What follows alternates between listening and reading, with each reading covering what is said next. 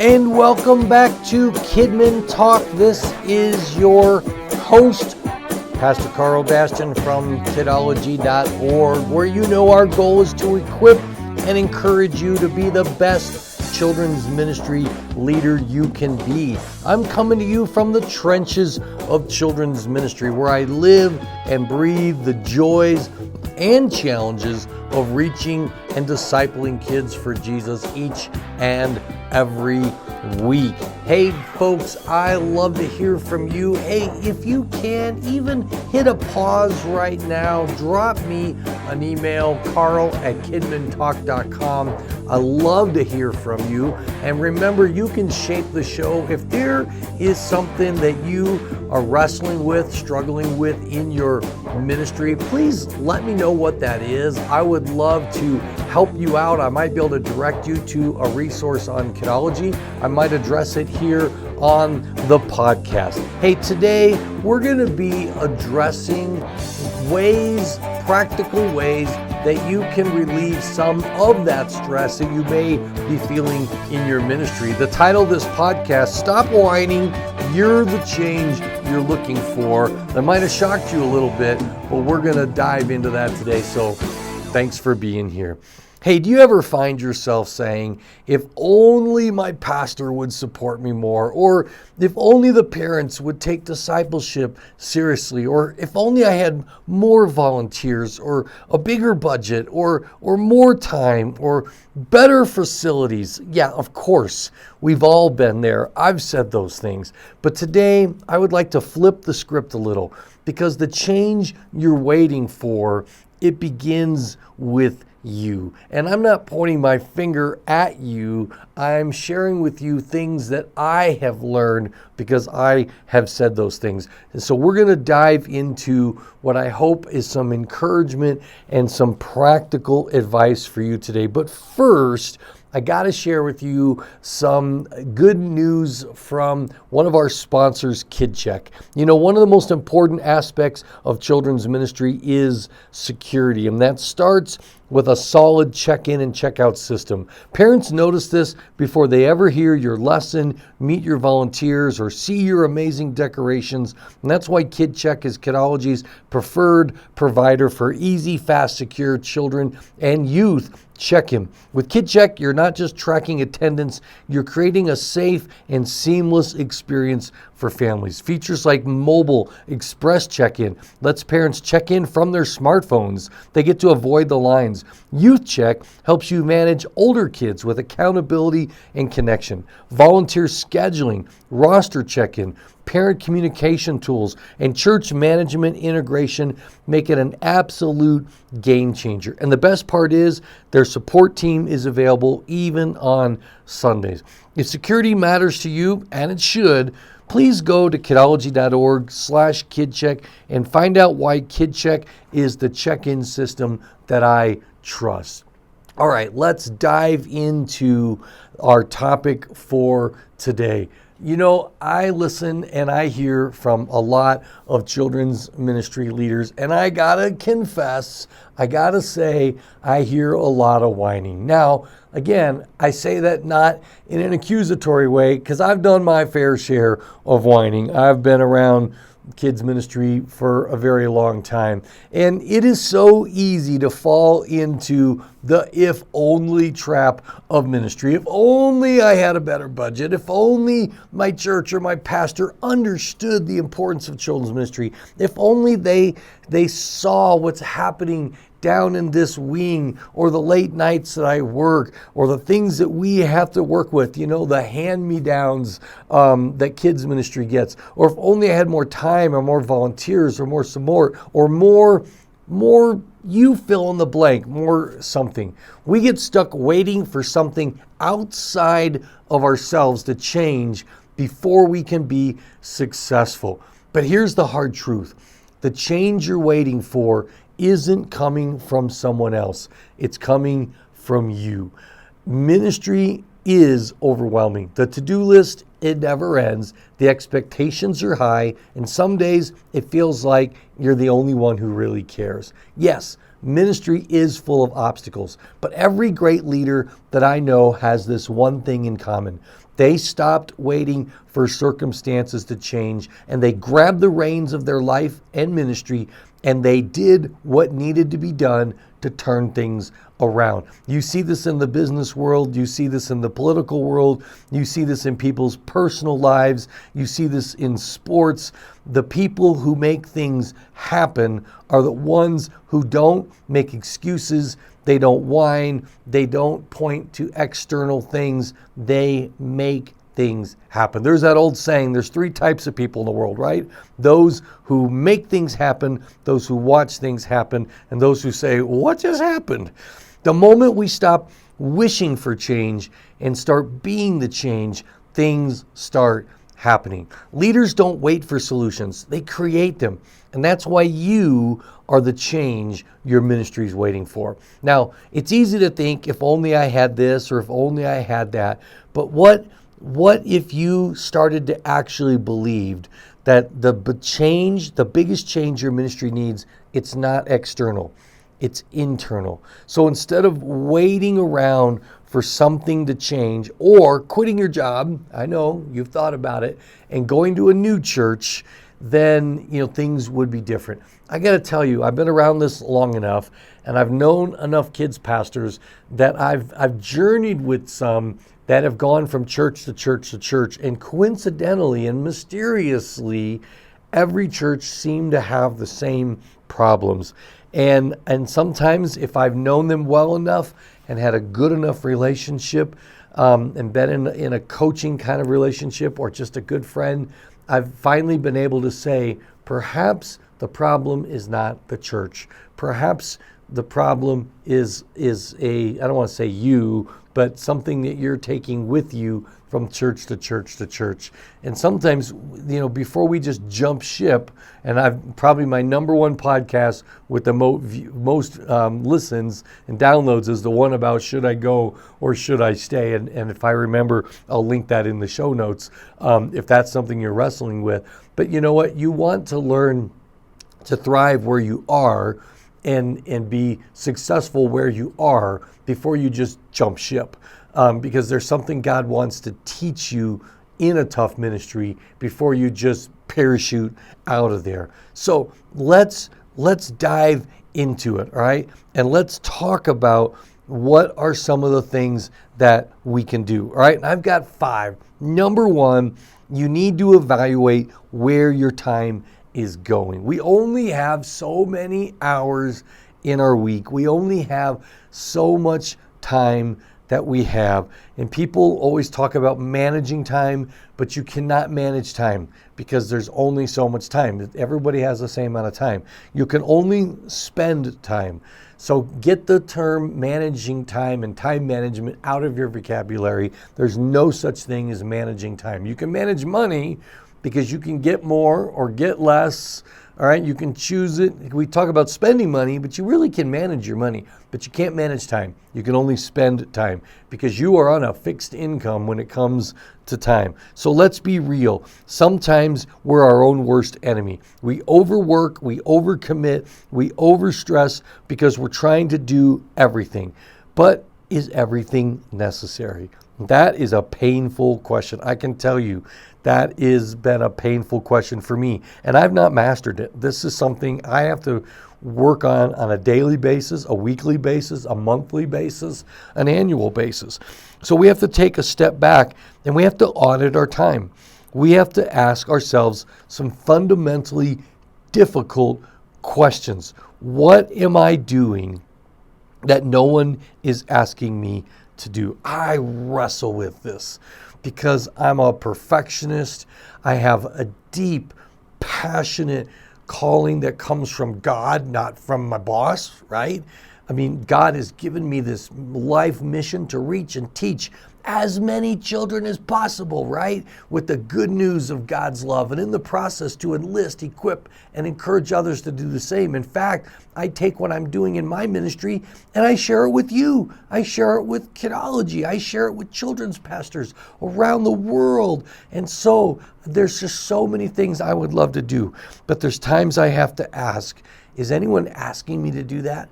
Is God really asking me to do that? I can't tell you how many things never make it on Kidology, and it breaks my heart because they're awesome and they're amazing. At least I think they are, right? And I go, you know what? That's never going on Kidology because I just don't have the time, and I'm gonna have to let that one go, right? And I'll tell you in a little bit about something that's finally gonna be on Kidology that never made it on all last year because I just was never able to make it a priority. Next question. Am I setting the bar too high for myself? You know what? I hate saying it's good enough. Oh, that's so hard for me to say. But sometimes it is good enough. But Jesus is worthy of excellence. God deserves my best. Yes, he does. But sometimes what I consider my best, is like perfection. And God's not asking me to be perfect. He's not asking me, to make this some incredible wow thing. And at the end of the day, am I trying to bring glory to Jesus, or am I trying to bring glory to myself? Am I wanting people to look at my event or look at whatever I'm producing or creating, even sharing on Kidology, and go, wow, that Karl Bastian, he's amazing. Look at you know what? I used to spend so much time on videos, there's a great post. If you go to Kidology.org/highlight videos, I share some of my secrets to whipping out videos quickly, because later I'll go back to YouTube for a highlight video that I made a year ago, and it literally has 100 views. And I spent 4 hours making that sucker. It was amazing. And I tweaked it, and I made sure, the kids were spaced out between leaders and kids, and that every leader was in there, and it was racially diverse. I mean, I did everything on that video. The video I made for the Nerf Wars that I've just posted this week, I accepted the second rendering that Animoto made. The first one, the title sequence was just bad. And so I moved a couple things around and I rendered it again. And it was painful for me because when I watch it, there's things, I'm not going to mention them, there's just things that I didn't like, that I want to do different. And if I let myself, I could have tweaked it and kept working on it. And when I was finally done an hour or two later, it would have been better. I'm telling you, it would have been better. But you know what? I'm telling you, you and the parents and the volunteers, they wouldn't see no difference between that second rendering and the eighth rendering. Because the way it works is, you can move things around and it just renders. And then you decide whether you like it or not. And I would have liked the 10th rendering best.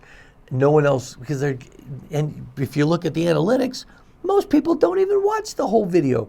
Makes me really mad, but that's just the way it is. So I have to decide, am I setting the bar too high? Am I spending 3 hours on a video? And I spent probably 15 minutes making that video, all right? And I don't want people to know that, but my church people, maybe they listen to this podcast and they're not as impressed now because they know I only spent 15 minutes on that video. But you know what? I need to get that video out, and then I've got other things that I need to do. Third question, am I doing things that others could do, would do, or should do? And all three of those questions, while they rhyme and it's great, sounds great, they're different. There's things that people could do. That literally you're setting up chairs, you're doing all kinds of stuff that others literally could do. And I used to have a hard time asking people to do things because I thought it's kind of an insult to ask people to set up chairs. I once had a club leader and I asked her to write down everything she did on a Wednesday night. And she was very proud to show me this legal pad that had like 6 pages of things that she did every week. Now, she was paid, so she worked really hard, and she was very proud. And I don't mean proud in a bad way, just very proud of how hard she worked, how much she did, and how much she earned her salary. And I said, now circle on those sheets the things that only you can do. Like they're hard, they're challenging. And there was very few. Now, she was actually worried that if she delegated all, whatever that was, 5 or 6 pages of things, that I wouldn't need her anymore and that she might lose her job because she mistakenly thought that that's what we were paying her to do. And I said, no, I'm paying you to make sure they get done. But you can delegate 100% of that and you have complete job security.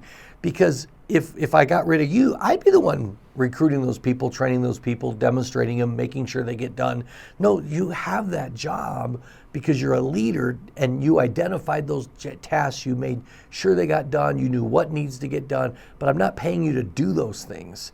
And it was so eye-opening to her to learn that she did not have to actually do all those things. And she broke those tasks up, and she got tons of people literally putting stanchions away, putting signs up, because we used the whole building. And I almost spent a lot of time on that. But there are things that you're doing that someone else could do, literally simple things. And it's not finding one person to do all 6 pages because they'll want to get paid. So you got to find lots of people to do all those little things. Like, hey, before you leave, can you just do that? Before you leave, do you mind just moving those things over there, or taking those down, or throwing that stuff out? And then of course she was humble and willing to do whatever people forgot or did poorly or whatever. Next, what are there things that other people would do? And that means there's things they would do. They just need to be asked. And it's just a matter of just asking people, hey, would you do this? I used to do scheduling. I'm terrible at scheduling. I hate scheduling. And finally, a few years ago, early in my ministry here, I found out one of my volunteers who was very dedicated. She's been here for many, many, many years.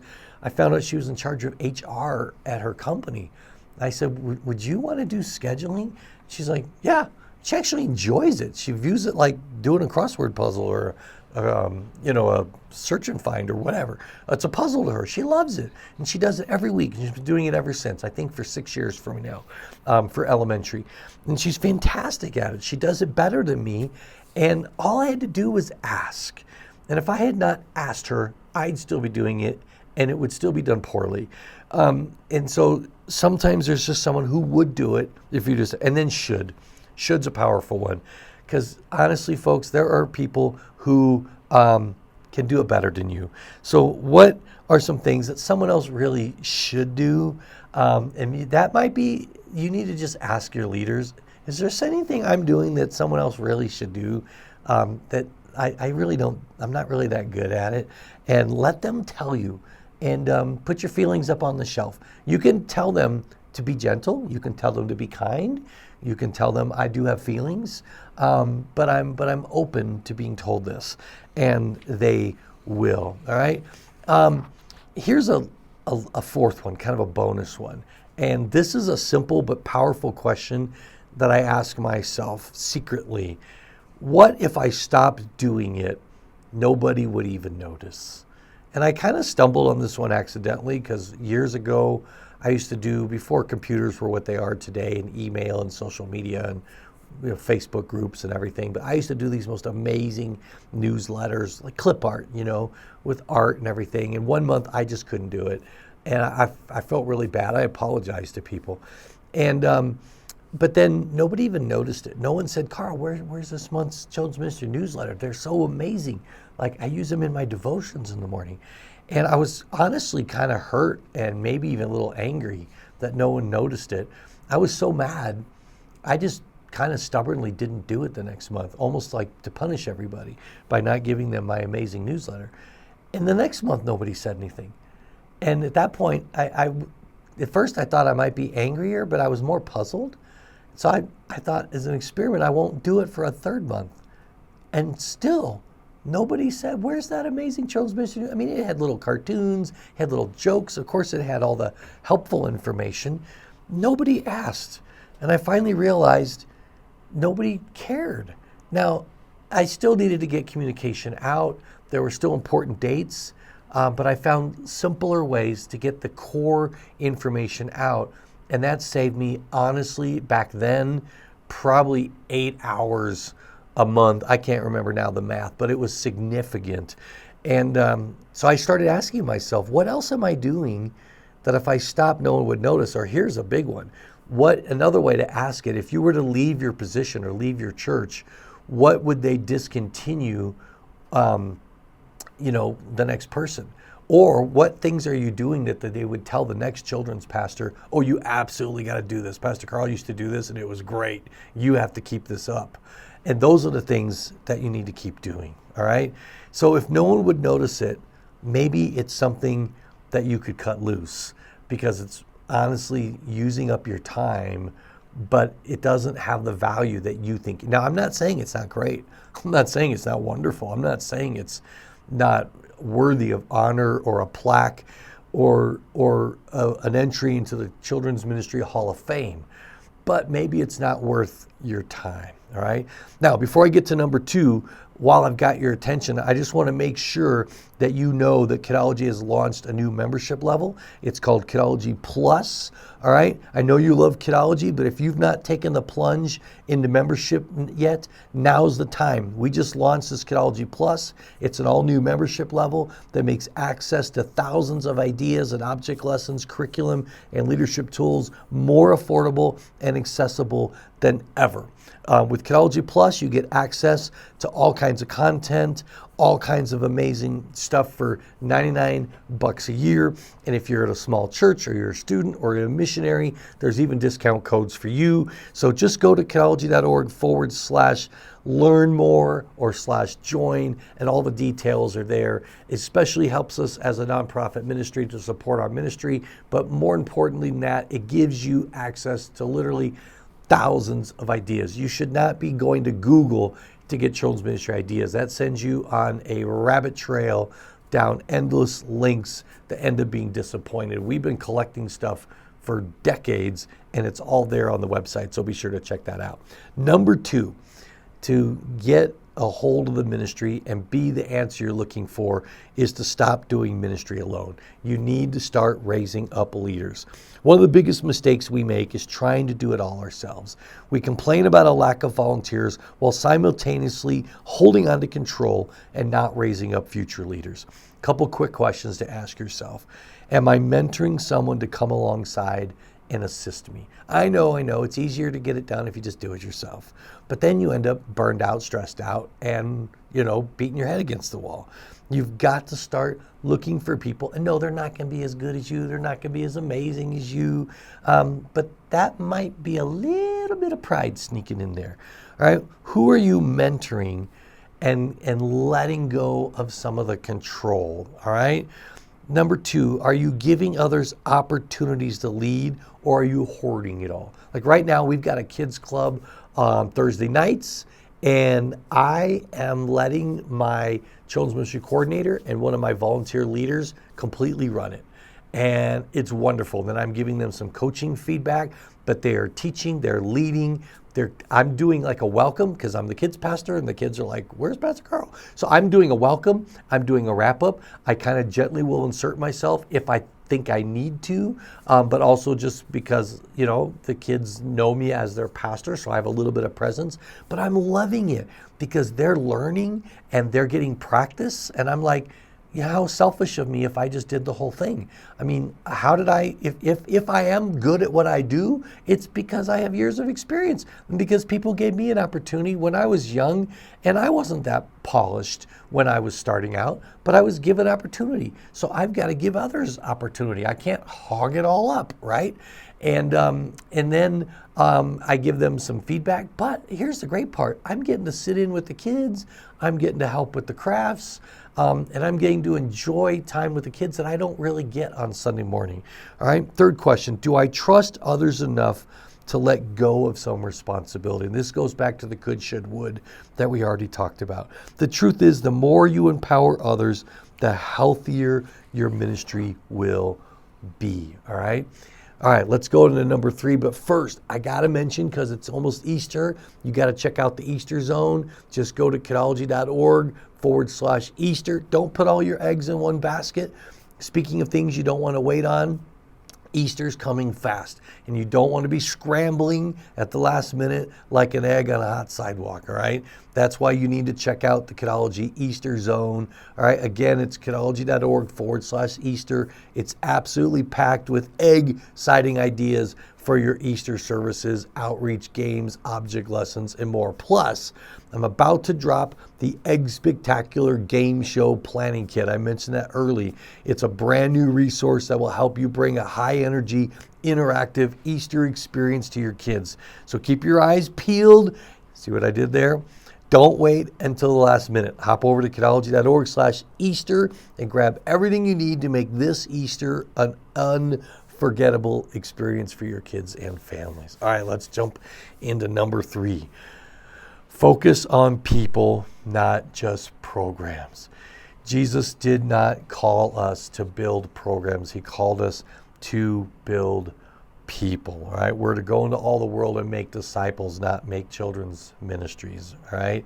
Ministry isn't about events, checklists, or perfect curriculum. It's about people. But let's be honest.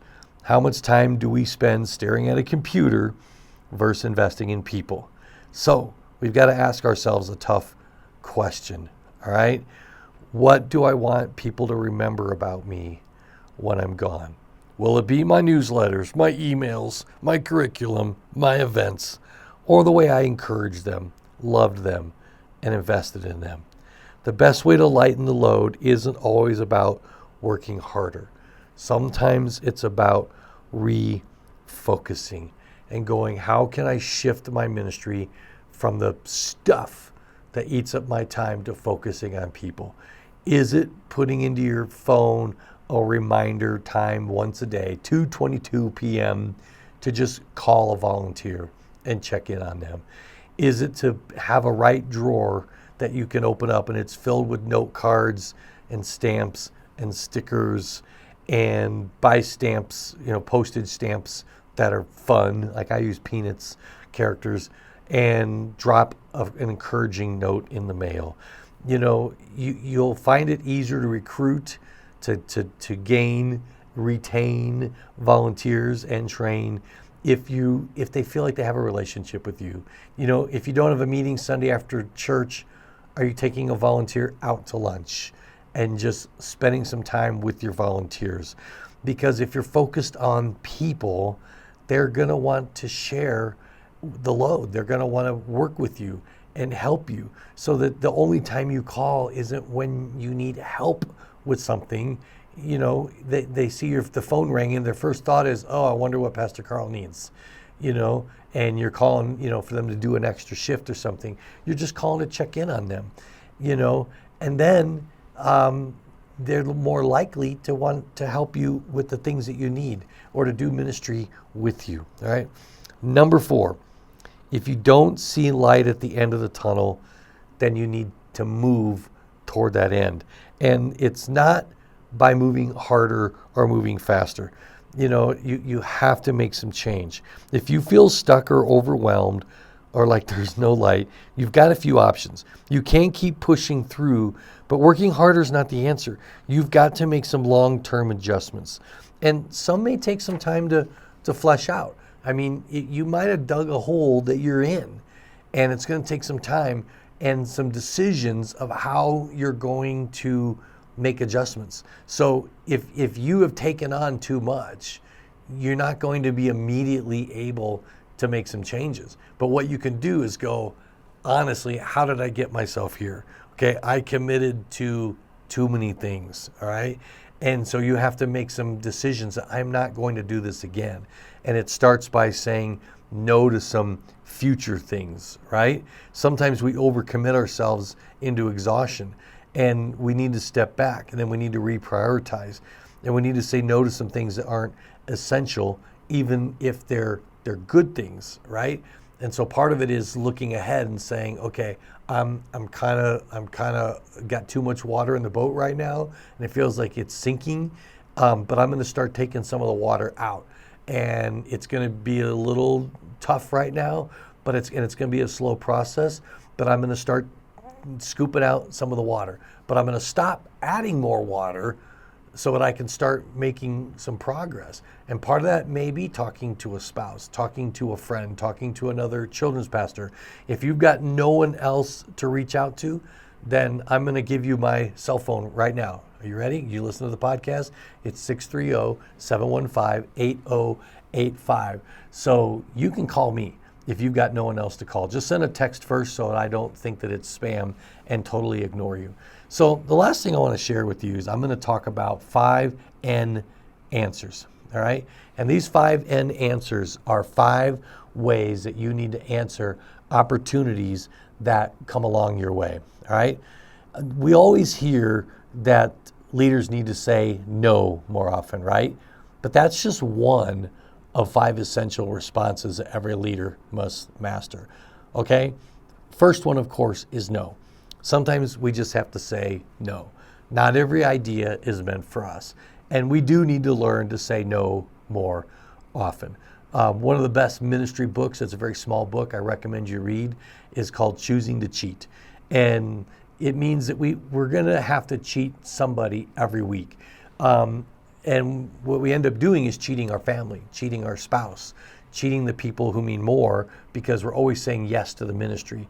And so we're going to have to cheat the ministry sometimes. We're going to have to disappoint the right people. We're going to have to choose who we're going to disappoint. That might mean, dare I say it, disappointing the boss, disappointing some volunteer leaders, disappointing some people that there might be a little bit of flack or pushback or even consequence, but we're going to stop disappointing our spouse and our kids, all right? Often at a conference, I'll tell people, how many of you have sacrificed for your family? And every hand will go up. How many of you have sacrificed for the ministry? And very few hands go up. So no is the obvious first and answer. But the next one is never. This is a tough one. There are some things that don't fit our mission, our culture, or our priorities. And that's okay. If it's truly a good idea, it'll find a home somewhere else. And that might even be that there's someone that comes to you and says, I think we really need to have blank fill in the ministry. I don't want to give a suggestion. I'll probably make someone mad. But there are times that we're going to say to someone, I'm sorry, that'll never happen here. That doesn't mean it's a bad idea or a bad ministry, but we're never going to do that here. And they might, I'm going to leave the church. Well, you're not going to leave the church, but you may leave this church. And the sooner they leave and go find a church where they can pursue that, the better. Because then they're going to begin to follow God's calling on their life. And they may start that ministry, or they may join a ministry somewhere else and be able to pursue God's calling on their life. Because obviously they're passionate about it. Because we are not the church, we are a church.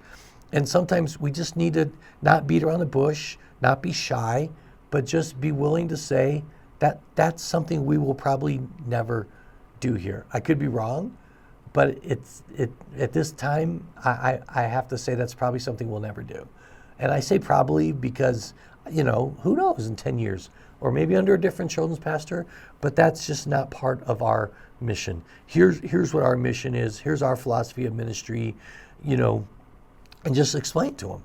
And be very gracious and be very kind and very affirming that God has given them this passion and this calling. But that's just something we're never going to do. The next one's a little more positive, but it's one that I use a lot. It's like, it's not yet. Some ideas are great. They're just not for right now. You can say, I love that idea, but not right now. We don't have the time or the space or the resources. But I'd love to revisit that at a future time. And please, not next week, but feel free to bring that up in 6 months or a year or next time we're in a planning cycle, because that's something I totally see the value in, and I could see that fitting here. But that is just not something we can even entertain or consider or even begin to plan right now. We're just not there. And it might be because of budget, it might be because of volunteers, it might be because we've got our hands full right now. And explain what you're working on right now. Maybe you're in the midst of building a project or a special needs launching ministry, or launching a preteen ministry. You've got your priorities going right now, and you're full. And you don't have anyone. And it might be that you don't have a leader to spearhead that, and maybe they're that leader, but it's not that you let them lead that. You say, well, if that's something that could maybe happen, maybe get involved in our children's ministry, join our children's ministry team, start to become a leader. Because I don't have people join the team and lead. We raise up leaders from within our ranks. And so that might be something that I'd be open to in the future. But you'd have to become a member of our team, rise up into leadership, and then we would consider that down the road, because it's not a never, it's not a no, but it's a not yet. The next one's next, and I love next. This is a yes, but not quite yet answer. It's on the list, We're just not ready. A great response is, that's a fantastic idea and we want to do it. So let's make that next on our list when the timing is right. And you can have 3 or 4 next. You can say, I'm not sure which next is first, but that's on our list of 3 or 4 things that we would like to tackle next. It fits with what we want to do, but we don't have the leadership, we don't have the budget. That will have to, go through an approval proposal process with the church leadership. But man, that is definitely next of something that we want to tackle, so they can kind of taste it, that it's close. So they're probably not going to leave your church over it. And then the fifth end response is now. This is the yes. But leaders must be careful. Not everything deserves an immediate yes.